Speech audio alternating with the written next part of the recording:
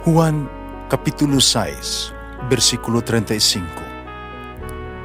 Si Jesus miingon kanila, "Ako mao ang pan nga naghatag sa kinabuhi.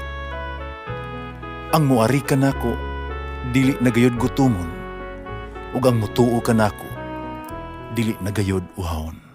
Ang mga puno Pan sa kinabuhi.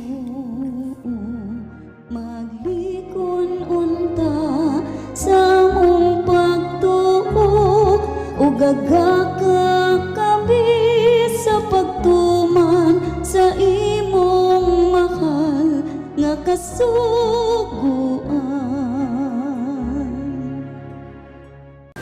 Ang Ginoo manaa kaninyo. Ang Santo sa Ebanghelyo sumala ni San Marcos. Usa kay gayon ni ana, nagpuasa ang mga sumusunod ni Juan nga magbubunyag ug ang mga Fariseo. Pila ka mga tao nga miadto sa kay Jesus nangutana kaniya.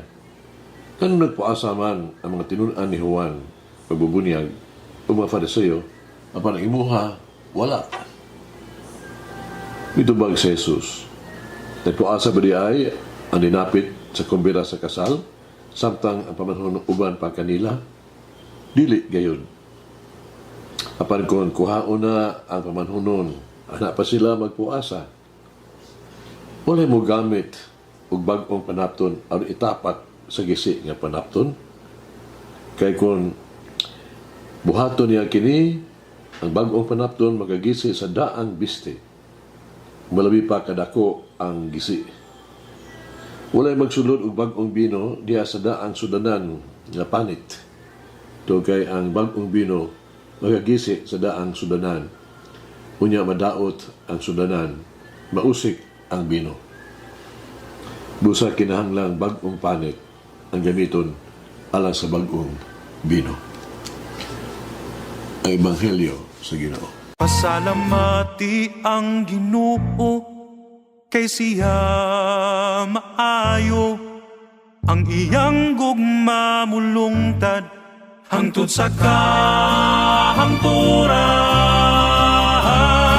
Pasalamati ang Diyos sa tanang mga Diyos, ang iyang gugma malungtaron. Pasalamati ang Ginoo sa mga Ginoo, ang iyang gugma balungtaron.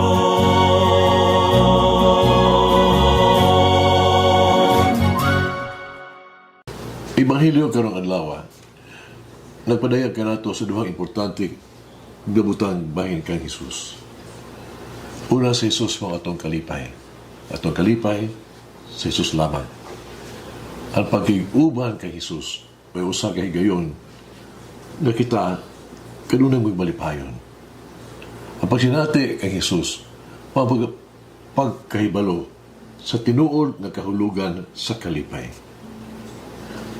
Uban na Jesus, magpanaw kita ni ining kinabuhi gikan sa kanitnit nito sa kahayag, gikas ka sakit ngadto sa himaya, gikas kasubo ngadto sa kalipay, gikas sa krus, sa paglansang sa krus ngadto sa korona sa kahimayaan, katubsanan. Jesus ang ato ang kasiguruan.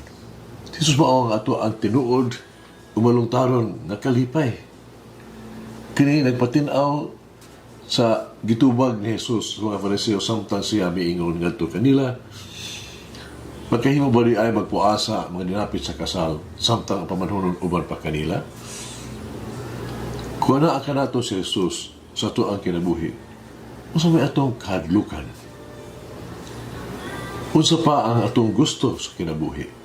Kung naa nato si Jesus sa ato ang kasing-kasing, unsa pa atong ipangandoy pa? Unsa pa yung atong dili ikahatag ni Jesus ka nato? Unsa pa? Ikaduha, si Jesus ang ato ang kinabuhi. Kung itugyan nato ang ato ang kaugalingon kang Jesus, kinahanglan ipaanglan nato ang ato ang kaugalingon sa iyang paagi estilo sa kinabuhi. Kinahanglan natong pahiusa nga to ang madalan ngadto sa iyang kabubuton. si Jesus ang angay natong sundon. Busa kinahanglan alang ka nato isip nga masusunod ni Jesus.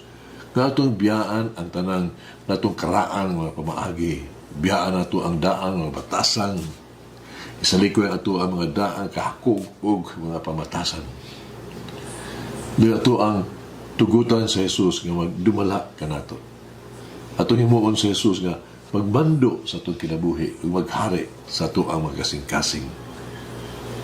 Kini nagpatinaw kung unsa ang gisulti ni Jesus, sasabi nga walay mo gamit og bag-ong panapton aron itapak sa daan bisti. Kung kita tinuol nga makabig o kung kita tinuol nga magbag-o na nga mga tao na nato ang daan ng mga makasala, makasanang kinabuhi, kinahanglan nga mawa na mahanaw na o kinahanglan nga mo hunong natas sa tuang pagpatuyang kundili na wala gihapon sa Jesus sa tuang kinabuhi. Nagihapon kita sa tuang karaang kinabuhi. Igamit lang nato sa Jesus isip, murag cosmetic lang o sa katabon sa tuang daan nga pagkatao. Kung si Jesus uban ka nato, o kita bugos uban kaniya na kita bag-o na nga mga tao. Pero sigilanon ba ni usa ka Grego nga magsusulat sa ito ang mga fairy tale Aesop pa. Dugay na gani sa 6th century pa gud. Miyata ka nato ni ining nindot kayong sugilanon matungod sa duha ka kon, no? Kanang lutuanan ba? Ang usa ka kon, kulon ba kana? No? Hinimo sa yuta, no? Ang usa hinimo sa puthaw. Usa ka adlaw ni ana, sila gianod sa suba. Tungod sa kusog kaayo nga sug ug sa baha. Ang kulon nga puthaw mingon sa kulon nga tawag to ginuhat sa yuta, dapig kanako panalipdan ko ikaw. Ang kulon nga binuhat sa yuta mitubag. May pasalamat siya. Apan balibad sa tanyag sa puthaw nga kulon. Mingon siya, kinahanglan ko magpahilayo kanimo. Kaya ako ang akong gilayon gikan kanimo, malayo ko aron makalutaw ko sa suba nga umaluwas ko. Nga naman ang utanan ang kulon nga binuhat sa puthaw. Kinatungod kay kung ako magpabilin, umuduol diya kanimo, kita makapangka unya ug ako mabuak. Ngayon, nalundong ikini. Hinruman nato nga kung atong idugtong ang atong kagalingon kay Jesus, kanunay kita gyung luwas. Atong hinduman sad, nga kung kita mubulhag kay Jesus, kita mabungkag o mabunalan sa kinabuhi. Mag-ampo kita. Ang maluluyon may gumaong Jesus.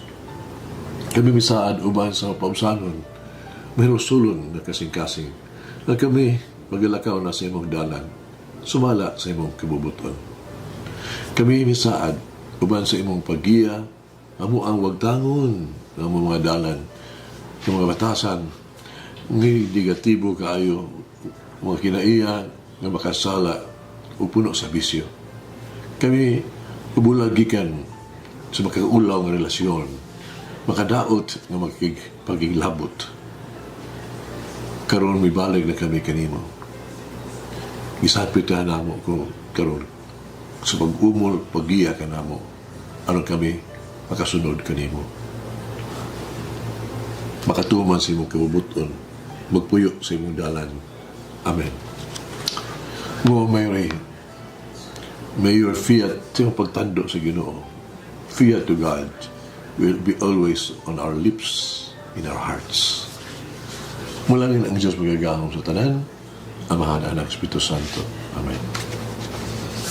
May the Lord of the divine mercy bless us all, heal us from all diseases and suffering. Ayun unta niya kita, tanang mga sakit na sa lawas o sa kalag, body and soul. In the name of the Father, the Son, and of the Holy Spirit. Jesus, I trust in you. Amen. Whoever eats the bread of life will never hunger, says the Lord. Kay galaan inyo nabati ang pagpaambit ug hamubong pamalandong sa pulong sa Dios pinaagi sa tulumanon pan sa kinabuhi nga gidumala ni Monsignor Daddy Silva. Hangtod na usab sa sunod higayon, daghang salamat. The bread of life.